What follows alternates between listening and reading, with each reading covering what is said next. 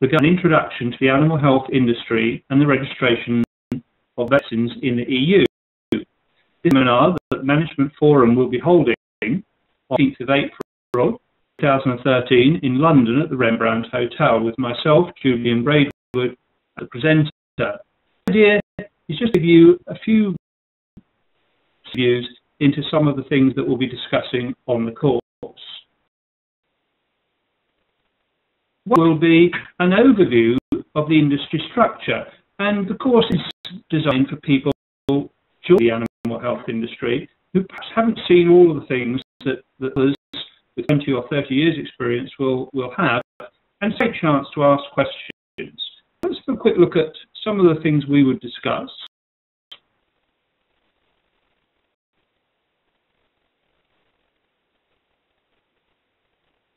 Will markets around the world for animal health companies, and being based in the EU, we'll have a concentration on the European market, and you can see on this particular slide that really the 27 member states are in fact dominated by 4 major countries, which account for about 2/3 of the market. All discussing which regulatory agencies at national level seem to hold more influence. With 27 member states, there are in fact 4 major regulatory routes, and you can obtain with some of these routes one registration for all of the countries. Now, regulatory requirements in the EU are a little bit different to the USA, but there is now a system called Veterinary International Cooperation and Harmonization, or VTH, and this is tending towards more global developments. Here are some other items we'll be discussing, and this is just a quick look at the different products in the animal health industry. You can see that antiparasitics, which are the most rapidly growing in the last 10 years, in fact account for over a quarter of the world market. NEM are a group of pharmaceutical products, and vaccines, which are a biologicals group, in fact, are increasing still around 1/5 of the world market. And the consequences of this distribution, I think we'll be looking at, and how it might affect the company that you work in. With the different species around the world, we will go that into some more detail, but you can see straight away from this particular slide that the dogs and cats already account 33% of the world market, 1/3, and with the increase in middle classes in countries such as China and Brazil, experts predict this level will further increase. Because cattle are obviously a very important species.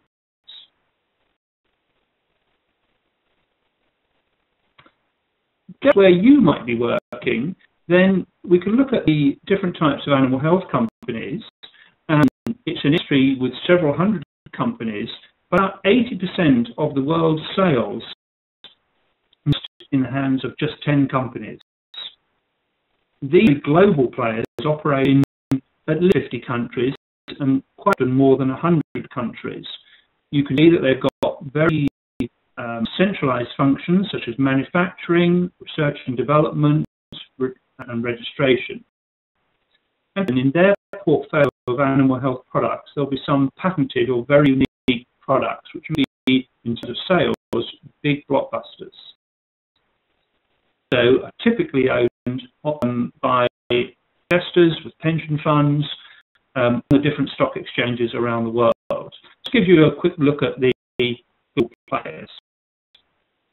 Another thing we'll be looking at in the seminar is general drug development. How does this work? Go into various topics so that you have an understanding. So, for example, good laboratory practice, commonly called GLP, is a feature of many studies. It is normally required for all safety studies for regulatory purposes. The origins of why it's occurred, what it means to animal health companies in the industry, and the roles of the different staff within GLP. Give you an understanding of the different items that are involved in these sorts of studies, and what the significance really is. However, perhaps the largest expenditure item for most veterinary medicine developments are, in terms of cost, are the clinical studies, and these may be very large. There are documents regarding how they should be performed, and these shown here, Guide 9 of the VACH system, which we will briefly discuss in the seminar. There are some more informal but helpful documents published by industry to give you an insight of clinical studies. And in review of that, you've heard terms such as investigator, sponsor, and monitor.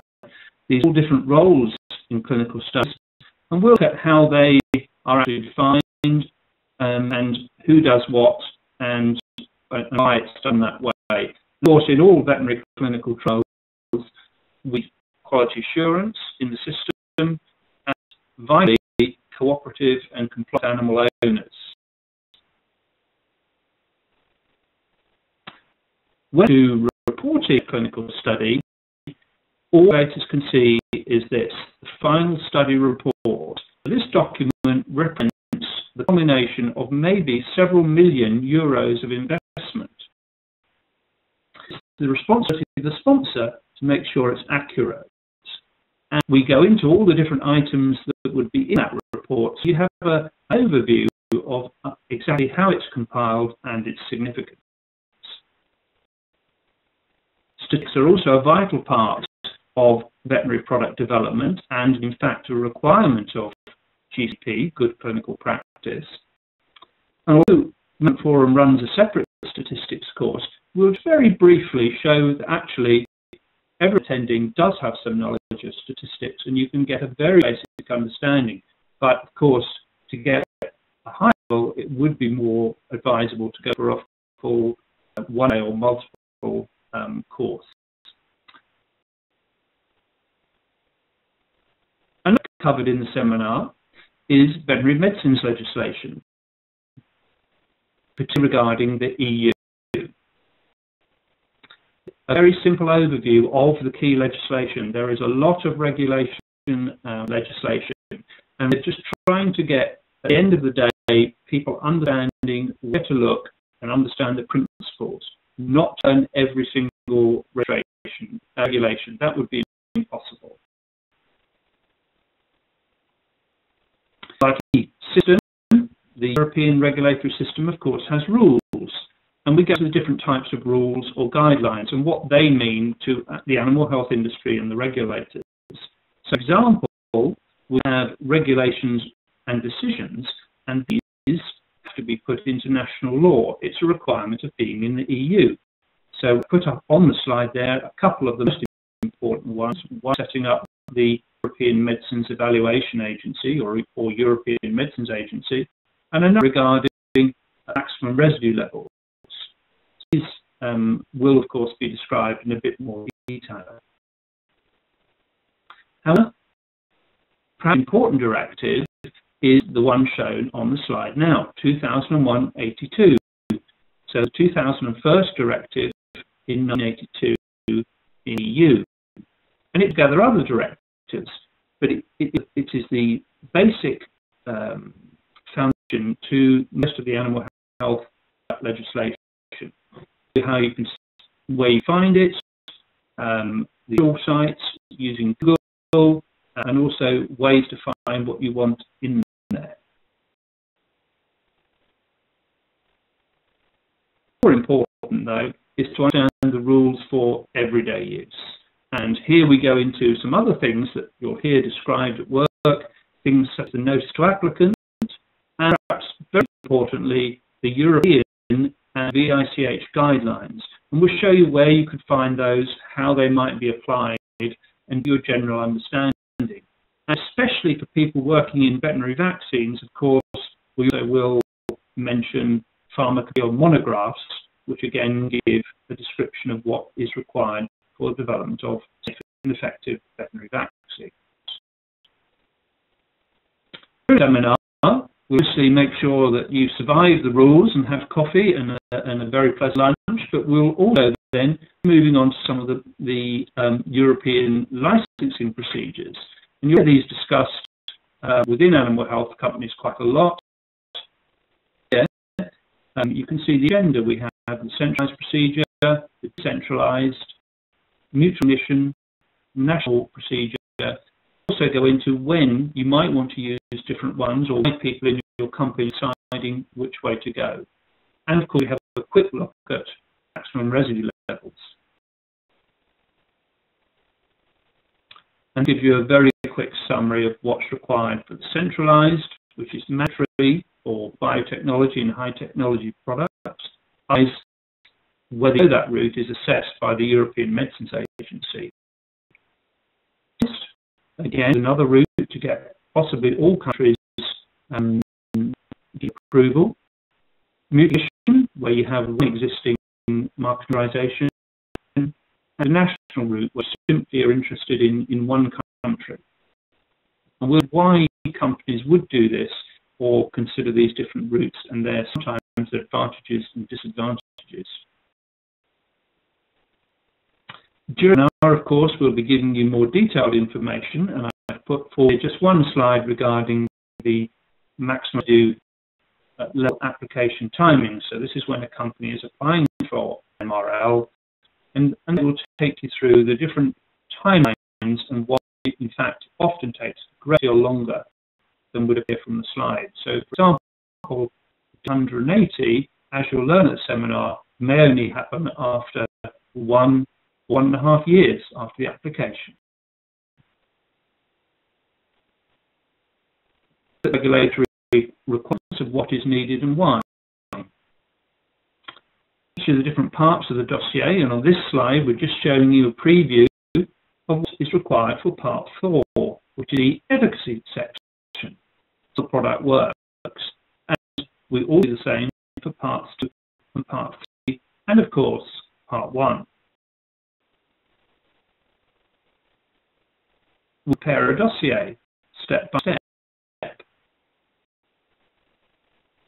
And for example, this very straightforward slide, I think, shows you what each of the parts in the European dossier are made up of. This has a different system. We're going to concentrate at the seminar on the European system. So you see here the classic requirements of quality and efficacy being in parts 2, 3, and 4. The dossier is clearly important and it's defined, and we'll explain where you can find that and how it's set up. And also the fact the same format applies for whatever route you go down on this slide.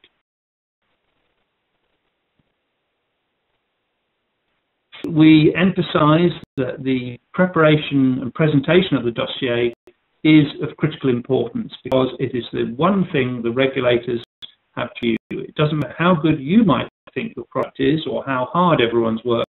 This is a single object on which the application is judged.